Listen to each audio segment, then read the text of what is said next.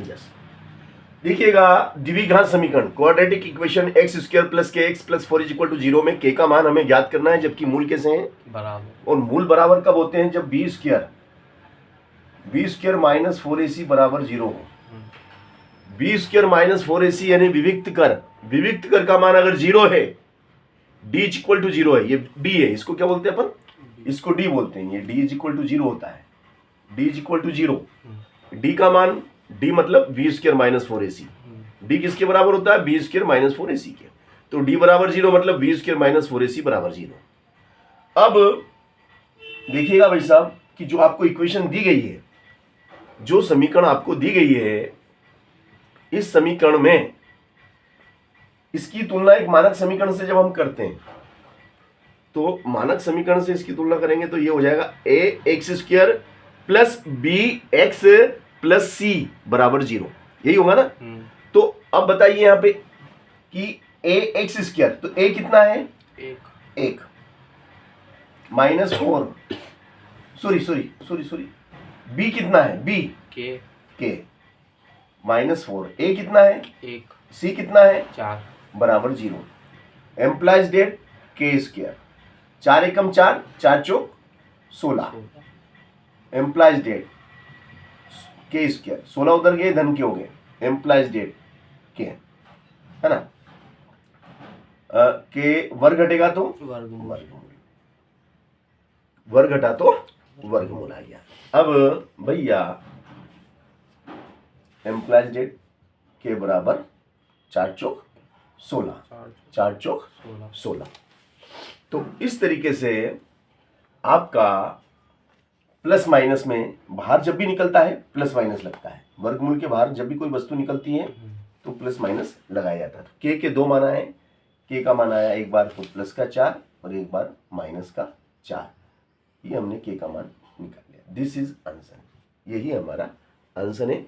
तो के बराबर 4 के लिए भी यह समीकरण लागू होता है, मूल बराबर होते हैं। और के बराबर -4, के बराबर -4 के लिए भी ये नियम लागू होता है। के बराबर -4 के लिए भी यह नियम लागू होता है। बोले सर कैसे? देखिएगा, अब मैं करके भी दिखा देता हूं आपको कैसे लागू होता है, मूल कैसे बराबर होते हैं, है ना? आप मेरे कहने से नहीं मानेंगे तो मैं आपको दिखा देता हूं। देखो, के की जगह कितना रखेंगे? के है ना, इसकी जगह 4 धन 4 बराबर 0। एक्स स्क्वायर धन गुणा करे तो 4 आ जाए, वो जोड़े तो 4 आ जाए, 2 और 2, वेरी गुड। तो 2x और 2x कितने होते हैं? 2x और 2x 4x होते हैं, और धन 4 बराबर 0। एक ग्रुप ये बन गया, एक ग्रुप ये बन गया। x दोनों में भाई साहब x की घात 2 कॉमन आएगी, 2 है ना? x बाहर आ गया, एक x बच गया, ये वाला तो बाहर आ ही गया, तो यहाँ 2 रह गया। ठीक है ना, बात समझ में आ गई? यस, ये कॉमन हो गया। इधर से भी 2 बाहर ले लेंगे तो यहाँ केवल x रह जाएगा। 2 का पाड़ा बोलो 4 आ जाए, 2 दूनी 4। अब ये दोनों में सेम है तो x धन 2, फिर ये भी दोनों में सेम है, x धन 2। यहाँ से x धन 2 बराबर 0 रख देंगे, यहाँ पर भी x धन 2 बराबर 0 रख देंगे, यहाँ पर x बराबर माइनस का 2 हो जाएगा, और यहाँ पर x बराबर भी माइनस का 2, तो -2 माइनस, देखो दोनों बराबर आएगी नहीं? तो के बराबर 4 अगर इस वर्ग समीकरण में प्रतिस्थापित किया जाए तो मूल बराबर होते हैं। देखो, पहला मूल अल्फा, दूसरा मूल बीटा।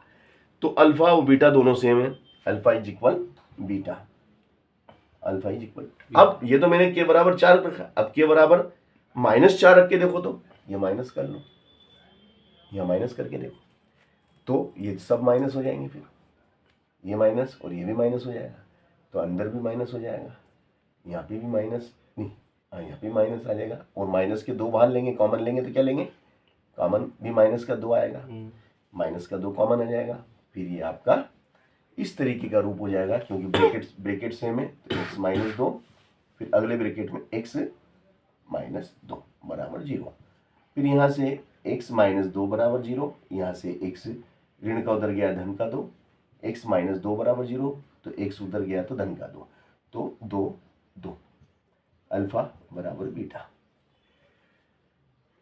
तो देखो यहाँ पे भी मतलब जो समीकरण दी गई है उसके मूल बराबर है, -+4 लिए जब भी मूल बराबर आए थे, माइनस 4 लिए तो भी मूल बराबर आया। हाँ, उस समय माइनस के आगे थे, इस बार प्लस के आगे, मगर हैं तो बराबर के, है ना। माइनस का लिया तो प्लस के आगे, प्लस के लिए तो माइनस के आए थे, मगर मूल बराबर आए थे। तो कहने का मतलब यही है कि भैया मूल बराबर कब होते हैं, वो हमें ये सूत्र बताता है कि मूल बराबर कब होते हैं, और मूल बराबर वास्तविक कब होते हैं, अधिकल्पित कब होते हैं, ये सूत्र हमें बता देता है। ठीक है ना। तो यहाँ पे परीक्षा में सिर्फ आपको संख्या बदली जाएगी, और संख्या बदलने से नया सवाल बन जाता है। समझ में आ गया ना। यस, मेरा ये उद्देश्य था कि